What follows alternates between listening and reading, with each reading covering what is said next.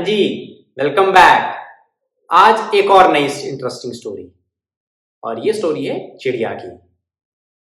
आपने क्या मेरा पिछला ट्रेलर देखा, वो फोड़े वाला? अगर आपने वो देखा है तो आपको आज की कहानी बहुत इंटरेस्टिंग लगने वाली है। तो चलिए शुरू करते हैं। कई साल पहले की बात है। एक बड़े से देश के, बड़े से राज्य के, बड़े से महल में, बड़े से सिंहासन पर एक बड़ा सा राजा बैठा करता था।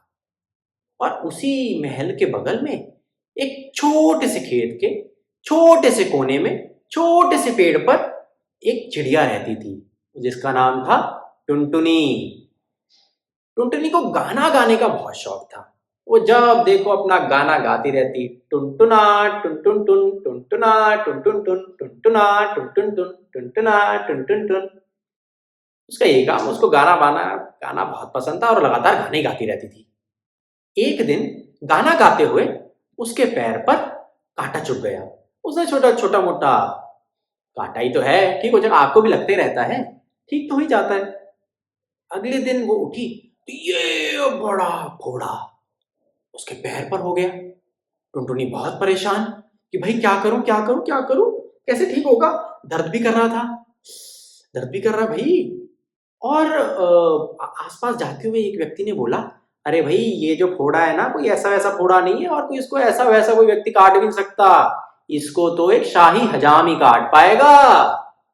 टुनटुन ने सोचा कि शाही हजाम, अरे वाह, ये तो राजमहल में मिलेगा। टुनटुनी सीधा उड़ती हुई शाही हजाम के पास पहुंची और उसने शाही हजाम से बोला, शाही हजाम, शाही हजाम, ये देखो मेरे पैर पे इतना बड़ा फोड़ा हो गया है, इसको प्लीज काट दो ना। चल फट यहां से, मेरे पास छोटे मोटे जीव के लिए समय कहाँ है। शाही हजाम ने आगे से बोला, और बोला, तेरे फोड़े को क्या, तुझे भी काट डालूंगा, चल फुट यहां से, दिखियो मत मुझे वापस।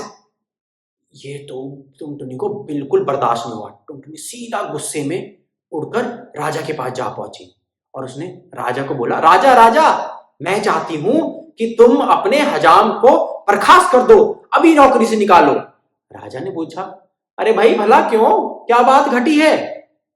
टुनटुनी ने बताया कि मेरे पैर पे ये फोड़ा देख रहे हो ना, इतना बड़ा हो गया है, मैंने हजाम को बोला हजाम काट दो, पर उसने बड़ी ही बेशर्मी से मुझे भगा दिया और मुझे बहुत डांट लगाई, मुझे उल्टा सीधा बोला। ये बात सुनकर राजा हंसने लगा और एकदम अपने सिपाहियों को बोला, सिपाहियों निकालो इसको बाहर, बेमतलब में मेरा समय खराब करने के लिए आ गई है। इतनी बेइज्जती तो टुनटुनी की किसी ने भी नहीं करी थी। टुनटुनी को बहुत गुस्सा आया। वो सीधा गई अपने दोस्त चूहे के पास और चूहे को बोली, चूहे भाई, क्या घर पर हो? कौन है?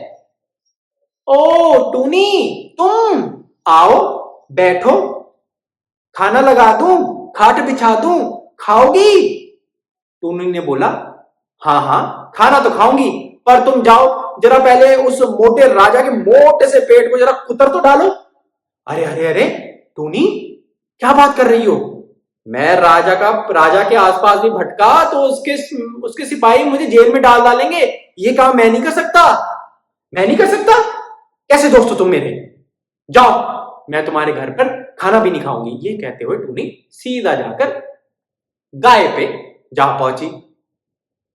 गाय को उसने फिर से आवाज लगाई, अरे गाय दादी, क्या घर पर हो? अरे कौन है? गाय ने पूछा। ओ टूनी, तुम आओ बैठो, खाना खाओगी, खाट बिछा दूं, खाओगी? टूनी ने बोला, हाँ हाँ खाऊंगी तो जरूर, पर तुम जाओ पहले जाकर उस चूहे को लताड़ तो दो।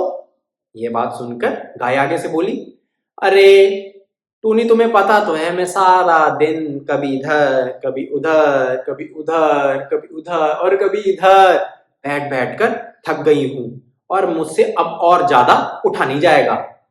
जाओ, मैं नहीं अभी तुम्हारी मदद कर सकती, फिर कभी देखेंगे। नहीं कर पाओगी? यह कहकर टूनी सीधा जाकर जा पहुंची कुत्ते के घर पर। अरे कुत्ते भाई, घर पर हो क्या? कौन है? मैं टूनी। अच्छा टूनी, तुम आओ बैठो बैठो, खाना लगा दूं, खाओगी?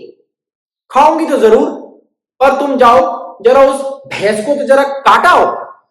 अरे भैंस, अरे नहीं नहीं नहीं नहीं, भैंस को नहीं मैं काट सकता। आजकल राजा ने तो भैंस पर काटने क्या, भौंकने पर भी चालान कर रखा है। भाई मुझे तो सीधा जेल में डाल देंगे, मैं नहीं जा सकता, ये काम नहीं हो सकता, नहीं हो सकता। जाओ, फिर मैं तुम्हारे यहां खाना भी नहीं खाऊंगी। यह कहकर टूनी सीधा डंडे के घर जा पहुंची। उसने फिर डंडे को पुकारा, डंडे भाई, डंडे भाई, क्या घर पर हो? कौन है? डंडे ने पुकारा। टूनी, अच्छा तुम, आओ बैठो, खाट लगा दूं, खाना लगा दूं, खाओगी? खाऊंगी तो जरूर, पर तुम जाओ, जरा पहले उस कुत्ते को तो अच्छे से पीट के आओ। अरे कुत्ते को? तुम्हें पता है मेरे पास किसी को पीटने का समय नहीं है। आजकल तो हर कोई मुझे इस्तेमाल करने पे तुला है।